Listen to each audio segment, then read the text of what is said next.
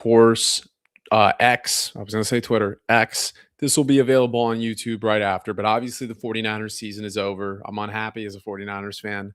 Obviously, still a successful year with all the injuries. This is going to be a weird offseason for them, though, because they have more needs than they usually have. And the issue with that means you need to ace the draft because the fact of the matter is, John Lynch has not aced a first round pick in forever. It seems like they don't have a blue chipper since Nick Bosa or maybe Brandon Ayuk, but we won't talk on Brandon Ayuk right now. That's a whole separate conversation. But I wanted to do a with you guys a 7 round mock based on what I think they need. And again, this is contingent upon what they do in free agency, right? Like, obviously, they could sign Alec Pierce and then they won't need Casey Concepcion or Denzel Boston in round one, right? Like, off the bat, you know that right there, right? So again, they have the 27th pick. That's final. They're going to be looking at wide receiver since that, say what you want about Ricky Pearsall. Wide receiver is technically one of their most successful positions, like a position that they've had a lot of success drafting in recent memory, especially in round one. Brandon Ayuk, round one. Ricky Pearsall's good. He's just always injured. That's round one. You go back down the list, even in round two, Debo Samuel. So they've had plenty of success drafting receivers.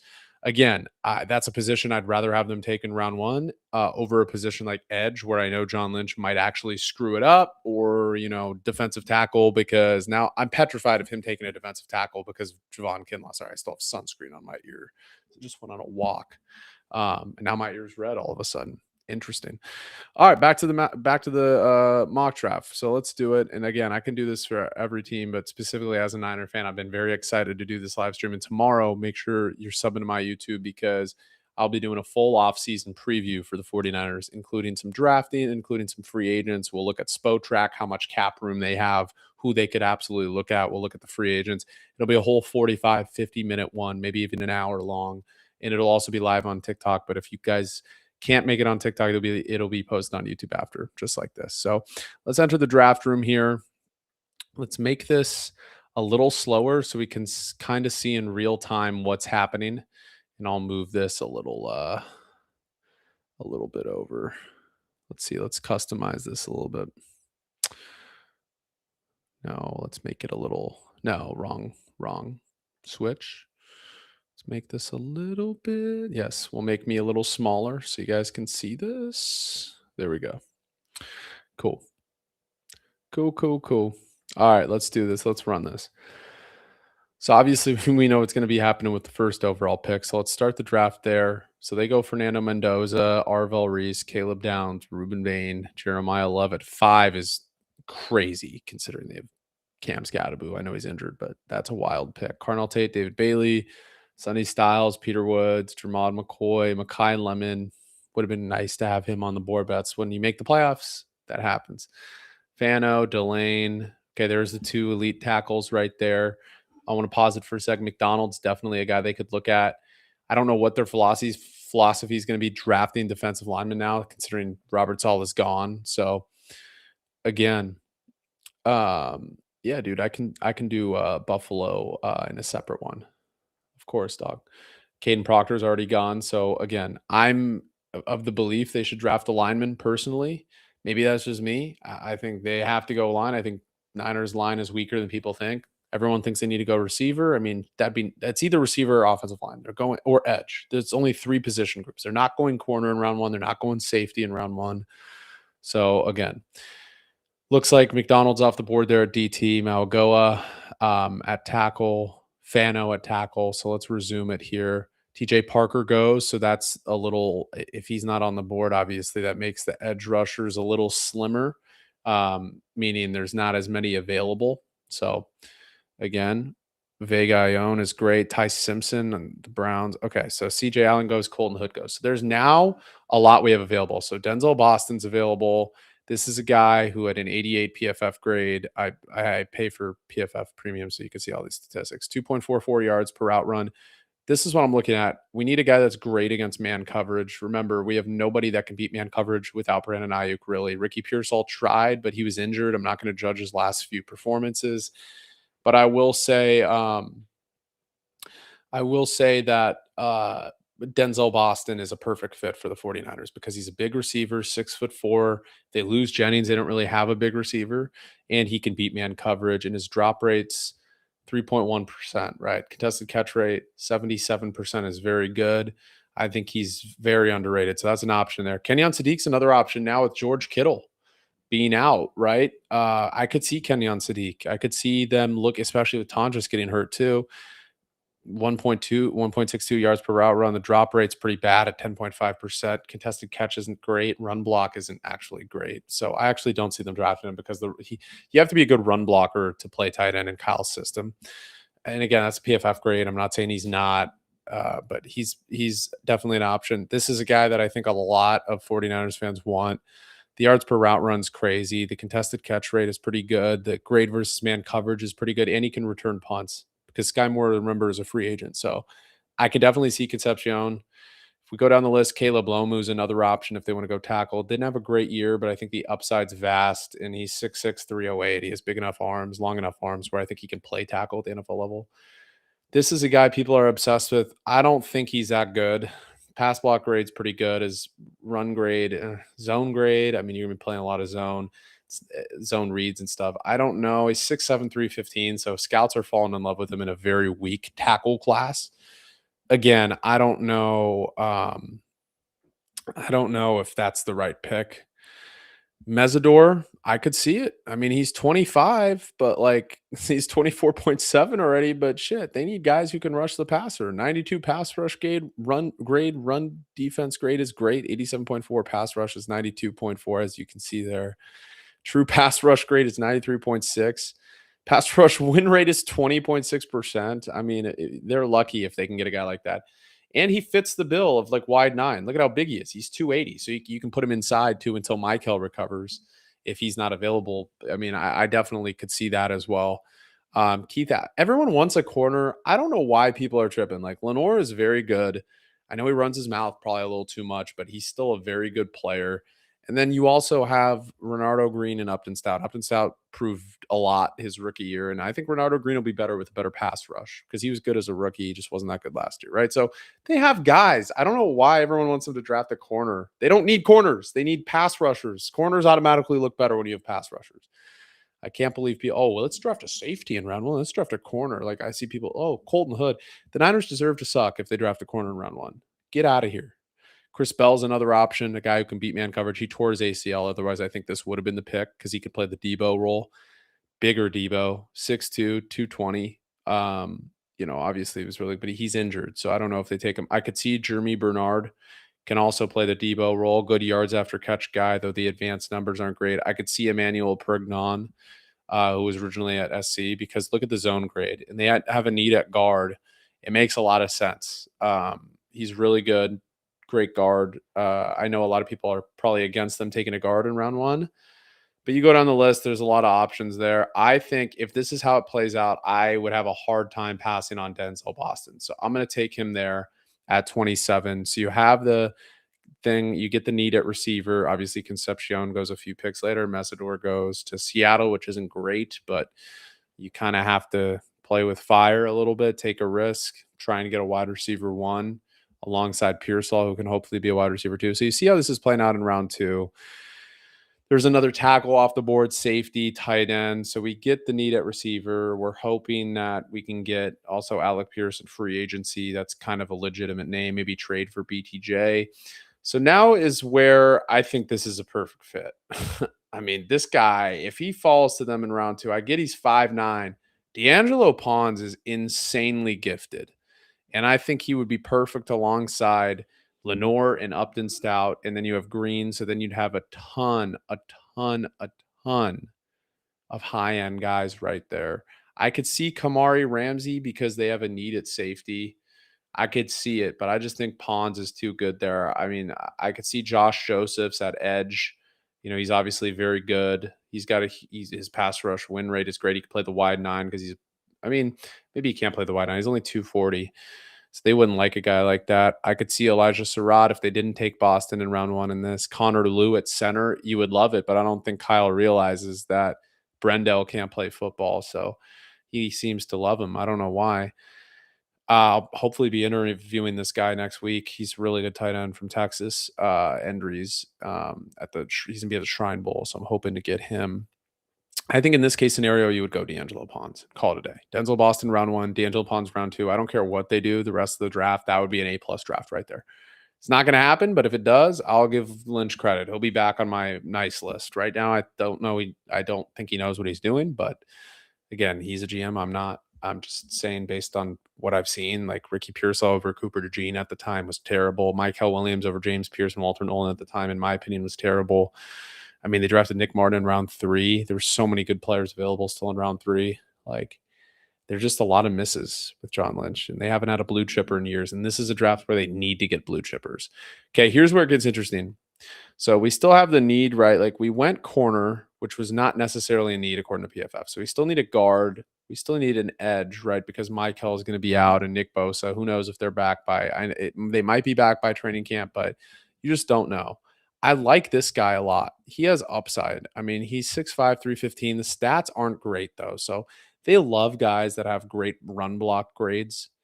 And I just don't know. Like with Pooney, Burford's gonna be a free agent. Pooney's back, right? Like, if this guy wasn't good at, run blocking in college, why would he be good right away on the 49ers? You know what I mean? So I think they want somebody with less upside, but more ready to play. I could see this guy, Kamara, he's pretty good, but he's smaller. So I don't think he can play wide nine. He's 6'1". Brian Parker, I could see. I think that's a good pick. He has a good zone grade. He has a good run block grade. I'm going to see this guy at the Shrine Bowl. I'm hoping to interview him too. I like that pick there. I think he can be a successor to Trent Williams. And I think also in the meantime, he can play guard. He can start in that Burford spot and see how he does. I could see Jacob Rodriguez. I mean, I think he's way better than people think. I could see Justin Jolie considering George Kittle, but I think they might go the cheaper route and sign somebody who's a free agent. Carson Beck, like, come on, we're not. I think if this is the board and it plays out like this, I think Brian Parker is the pick. So you get your need at wide receiver. You take a really high end corner who can provide depth alongside Lenore, Stout, and Green, and then you also get a tackle that can also play guard probably right away. But even if he can't, it's still a high end pick because you get somebody that could be a swing tackle because they don't really have that, and they need linemen. It kind of hurts that you don't have an edge that you drafted going into round 4. I would have preferred, like, Pons is just such a can't miss prospect that I'm like, look, I had to take him there.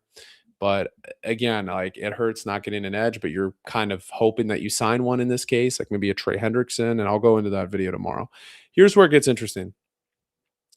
You could take Rutledge here. I actually really like Rutledge because he's a good run block grade for a guard, and he is a good zone grade, and he's dealt with a lot. Like he's in a system where I think that he benefits from having a running quarterback in Haynes King, where he learns about run. I mean, they need to improve their run game. So I think this is a perfect fit here. I'm not even going to look at the other guys. Drew Aller, I think, would be a good fit to develop behind Brock Purdy. Still only 21. He's obviously has way more talent as a player, like upside probably than Brock, but obviously can't read defenses like Purdy. He makes terrible decisions, but I think him being in a system like that would benefit. But I'm going to go Rutledge here. So you get a tackle, you get a guard, so you beef up that O line. Now there's no D line picks yet, but you get a wide receiver, you get a corner that's really good for depth. And now, if this is the way that the draft goes, you would hope that they had already figured out edge in DT in free agency and kind of got more guys there. Couldn't hurt to get an extra linebacker too. In this case, look, they don't have a 6th or 7th rounder. I do like Bryce Lance a lot. I'm not going to lie, guys. I mean, he's 6'3", 209. Just because of what happened with his brother, I doubt they would go. I doubt they would go that. Pat Coogan's another guy I love. I think Pat Coogan's really good. I could see them taking him. Good pedigree. This kind of seems like this pick here would be someone they take out of nowhere. I could see Bishop Fitzgerald, honestly. They need a good coverage safety. I really like him. Again, this is another guy who's going to be at the Shrine Bowl. I'm trying to interview. I really like Bishop Fitzgerald here. So I'm going to take him there. Again, so right here, you get a safety, you get a corner, you get all of these guys right here. I mean, this is an A+ draft. If you look at your picks right now, Denzel Boston, wide receiver. I mean, Casey Concepcion or Denzel Boston, both very good. D'Angelo Pons, Brian Parker, Rutledge. So you get a great corner that can play alongside Upton Stout, that can play alongside Lenore if Green still continues to have issues. But then you help Green a little bit too because you get some more depth. So you don't have to play Luter out there.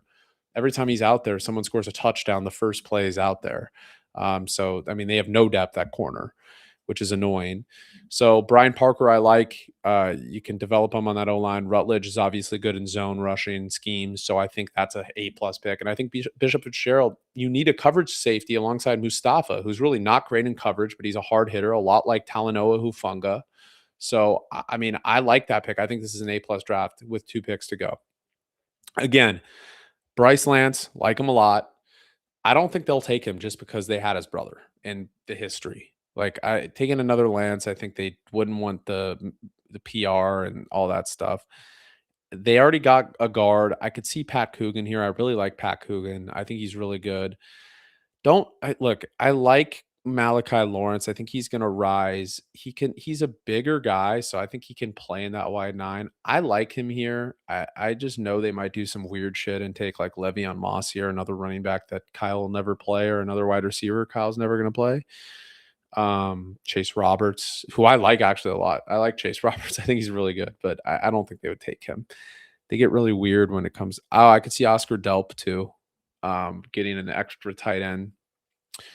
I think, look, the pick I would make, I don't know if John will make this pick, but I think the pick here, if this is how the board plays out, is Malachi Lawrence, if he falls there. I mean, his pass rush ability. I know he's not a great run stopper, but you have an edge setter in Michael. You don't really need somebody to go in and be another run stopper. You need an edge rusher, which they didn't really have. So right here, you get Boston, Pons, Parker, Rutledge, Fitzgerald, Lawrence. I mean, this is a great draft so far for the Niners. A+++ draft.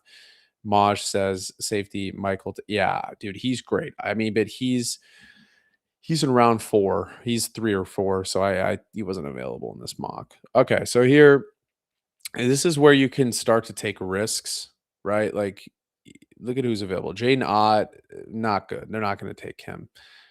I could see somebody like this, like a random running back. It's 5'8", though. I don't think they need that. If they draft Pavia, I'm going to be really mad. To be honest, I don't want Pavia at all.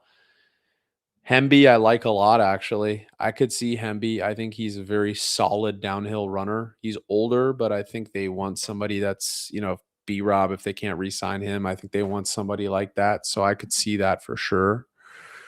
I'm just trying to think. Lake McCree, I could see, actually. I could see Lake McCree. I think he's pretty good, man. I could see somebody like that. Rashawn Benny, I think that'd be another great pick, but they already have a lot of DTs that they took in last year's draft, so I doubt they would go that direction. Brailsford, I guess they could get a center here and see if he's any good, but he's pretty slim for a center. I don't know if I think at that point you just got to get a center on the market. I don't know here. Brennan Thompson, he in 2023 had a great year, but like he beats man coverage. I could see some random wide receiver like him, 5'9" guy. Let's just say him for now. That's where it gets a little tougher. I haven't scouted a lot of these 7th round guys quite yet, but Brennan Thompson, I think, is going to be at the Shrine Bowl. So I'll see if I can get you guys more information about him. But I think that's it, right? Do they have one more pick? No, that's it. So this is the final mock draft for let me speed this up a little bit. Analyzing the draft, grading the draft. Boston's an A+ pick. They have this at a B+. They didn't like the D'Angelo Pons pick. Oh, because it's not a need. I'd rather get a solid corner that's actually good at football. Like that's important to me. Pons is so nasty. If you watch the national championship, insane. Bishop Fitzgerald's probably an incredible pick in round 4. Rutledge, I think, is a great pick. Brian Parker's a good pick. Boston's obviously A++. Regardless, I think he's going to be insanely good in the NFL. Malachi Lawrence, really like him. And Brendan Thompson, they gave a B+, which is shocking. I didn't think they would give him a B+ there. But I think this is a great draft. I think this is where I would go. And I'm going to be coming out with an off-season preview. Maj is going to be hop on tomorrow. We're going to be detailing 45, 50 minutes, maybe even an hour, looking at free agency, looking at how much cap room they have, who they could target. In this case scenario, if you're only going one edge rusher in this class and it's in round 4, I would hope they would have signed somebody like Trey Hendrickson or Boy Mafe, right? Like some free agent edge rusher if they're going receiver in round one and then they're only taking one edge. So I would love this draft regardless, though. But let me know what you guys think of this specific mock, what you guys think the biggest need is for the San Francisco 49ers. Make sure you're subbing to my YouTube. If you're watching this on TikTok, this will be fully up on YouTube after. And if you're watching on YouTube, make sure to check out my TikTok, vice versa, and X. A lot of great content coming out there. I love all you guys, and I'll be back tomorrow.